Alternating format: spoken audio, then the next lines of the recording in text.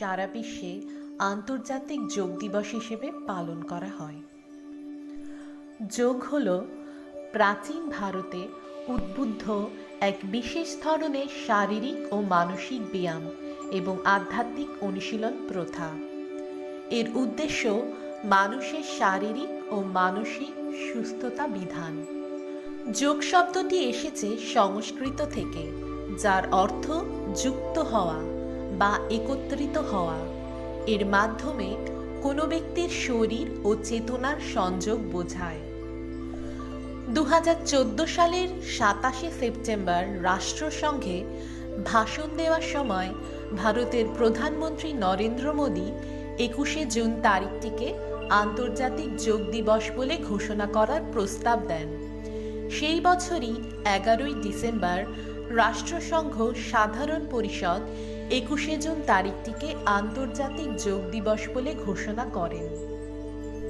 বিশ্ব স্বাস্থ্য সংস্থার এবারে স্লোগান স্বাস্থ্যের জন্য যোগ, বাড়িতে যোগ। প্রায় সব দেশের সোশ্যাল ডিস্টেন্সিংয়ের কথা মাথায় রেখেই এবারে স্লোগান। চলুন এবার জেনে নিই যোগা বা যোগাসনের উপকারিতা। শারীরিক ও মানসিক ভারসাম্য রক্ষা করতে যোগাসন সাহায্য করে। শরীরে জমে থাকা টক্সিন দূর করতে যোগাসন খুবই গুরুত্বপূর্ণ। যোগাসন আমাদের পেটের আভ্যন্তরীণ অঙ্গ যেমন পাকস্থলী, ক্ষুদ্রান্ত্র, বৃহদান্ত্র, যকৃৎ কার্যকর করে, ফলে হজম শক্তি উন্নত হয় এবং কোষ্ঠকাঠিন্য দূর করে। চাপ দূর করতে যোগাসনের বিকল্প নেই। শরীরের রক্ত সঞ্চালন বাড়াতে সাহায্য করে যোগাসন, যার ফলে আভ্যন্তরীণ শক্তি প্রবাহের মাত্রা বেড়ে যায়, ফলে আমরা কর্ম উদ্যমী হয়ে উঠি। শরীর, মন ও আত্মার একত্রকরণের মাধ্যমে যোগাসন কোনো একটি বিষয়ের প্রতি একাগ্রতা আনতে সহায়তা করে।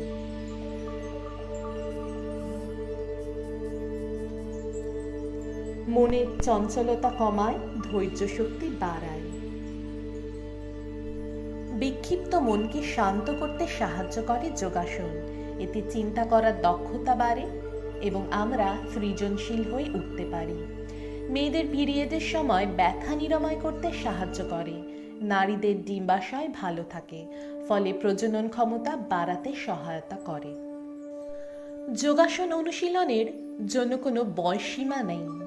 যে কোনো বয়সের নারী পুরুষ যোগাসন করতে পারেন, তবে একা একা অনুশীলন না করে কোনো দক্ষ প্রশিক্ষকের সহায়তা নেওয়াই ভালো। গর্ভাবস্থায় যোগব্যায়াম অনুশীলন খুবই উপকারী, তবে অনুশীলনের আগে অবশ্যই চিকিৎসকের পরামর্শ নিতে হবে। শরীরের ওপর অতিরিক্ত জোর দিয়ে অথবা শরীরে ব্যথা নিয়ে যোগাসন চর্চা করা ঠিক না। সেক্ষেত্রে চিকিৎসকের পরামর্শ নিন। যোগাসন অনুশীলনের জন্য জায়গাটা এমন হবে যেখানে অবাধে বায়ু চলাচলের ব্যবস্থা থাকে। যোগাসনের জন্য ম্যাট ব্যবহার করা ভালো। যদি ম্যাট না থাকে তাহলে মোটা কাপড়, কাঁথা বা কম্বল ব্যবহার করতে পারেন। যোগাসনের জন্য পরতে হবে হালকা এবং আরামদায়ক পোশাক। অনুশীলনের সময় চশমা, ঘড়ি খুলে রাখতে হবে। যোগাসন অনুশীলনের সময় বিশ্রাম খুবই গুরুত্বপূর্ণ। প্রতিটি আসনের মধ্যে বিশ্রাম নিতে হবে। যোগাসনের উপকারিতা একদিনে পাওয়া যাবে না। নিয়মিত বুঝে ও জেনে প্রয়োজন অনুযায়ী আসনগুলো অনুসরণ করলে অনেক ভালো ফল পাওয়া যাবে। যোগাসন কখন করবেন? খাবার গ্রহণের 2 ঘন্টার মধ্য ব্যতীত দিনের যে কোনো সময় যোগাসন করা যেতে পারে।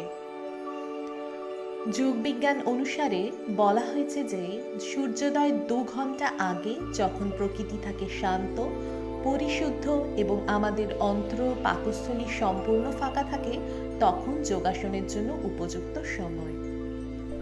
সময়ের অভাবে যোগাসন থেকে বিরত না থেকে আমরা যদি আমাদের কাজের ফাঁকে ফাঁকে কিছু অনুশীলন করি, তবে সারাদিন প্রাণবন্ত থাকা যাবে।